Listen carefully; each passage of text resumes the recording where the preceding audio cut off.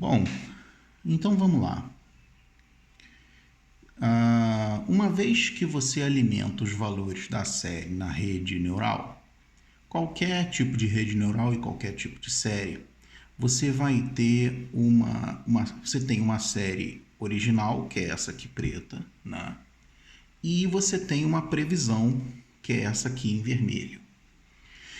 E você tem uma diferença entre os dois, que é um erro. É um erro na previsão.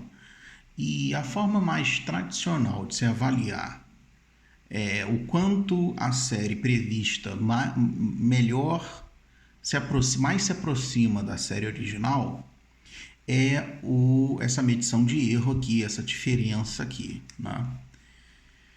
E o mais comum é usar MSE, Mean Square Error, ou seja, a média dos erros quadráticos. Então aqui eu tenho dois exemplos de dados que foram indicados para a série. Então aqui a gente tem um janelamento de 5, n igual a 5. A gente tem três exemplos. Então eu entrei com 7, 2, 3, 4 e o correto da série deveria ser 5.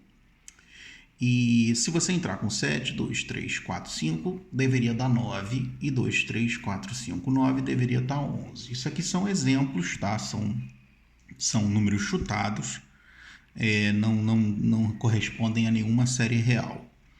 Só que assim que você pega a rede, a primeira vez que você pega a rede, os erros, os pesos são aleatórios. Então, provavelmente a rede não vai acertar. Então, digamos que você entre com 1, 7, 2, 3, 4 e receba 10 ao invés de 5. Então, aqui você tem um erro. Né? Digamos que você considere esse erro como um erro para mais. E aqui você considere um erro para menos. E aqui um erro para mais. Quando você entra com 7, 2, 3, 4, 5, 7, 2, 3, 4, 5, você deveria ter 9, mas a rede está dando 11.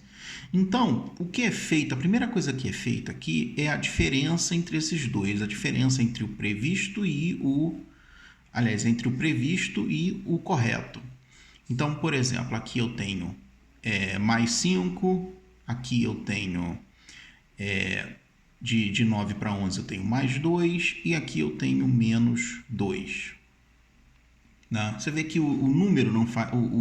Se é mais ou se é menos não vai fazer muita diferença, porque a primeira coisa que se faz é o square, ou seja, é o quadrado.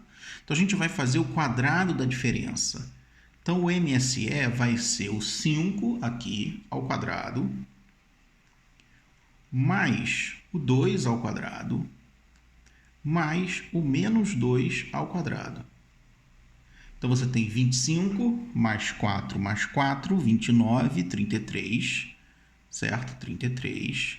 E você tem que dividir esse 33 pelo número de amostras, que nesse caso aqui são 1, 2, 3. Então, dividido por 3, então a gente tem 11. É possível, você pode tirar a raiz quadrada desse 11, e isso é mais correto, porque, lógico, se você somou os quadrados, era correto que você tirasse a raiz quadrada. Mas isso não precisa ser feito, porque se você minimizar o MSE com ou sem raiz quadrada, é a mesma coisa. Né? Então, você não precisa fazer a raiz quadrada do MSE.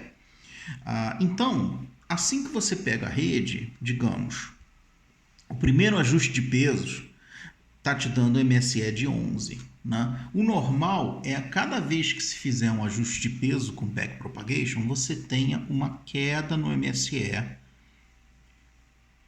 E cada ajuste de peso, digamos que esse seja o segundo ajuste, esse seja o terceiro ajuste, esse seja o quarto ajuste, esse aqui seja o ajuste número M. Vamos botar M para não confundir com o N do janelamento. Né? Então, cada ajuste deste peso é chamado uma época em rede neural, uma época. Então, cada ajuste é uma época. Então, 1, 2, 3, 4 vão sendo épocas de ajuste de peso diferentes. O normal é que a rede vá treinando e atinja um limite, né? um ponto em que praticamente não tenha mais erro. Esse ponto deveria ser menor que 1, por exemplo. Mas aí depende um pouco da série, né? A ideia é que você tenha aqui um erro, um MSE baixo, no final do ajuste de pesos, né? E você tem que monitorar esse MSE, porque pode acontecer no final do treinamento dele subir. Isso pode acontecer. Então tem que ficar monitorando para poder parar o treinamento caso isso daí aconteça. Né? Mas mais detalhes sobre o fim do treinamento eu posso passar mais para frente. Aqui o objetivo era entender que a gente avalia treinamento de séries com uma avaliação chamada MSE.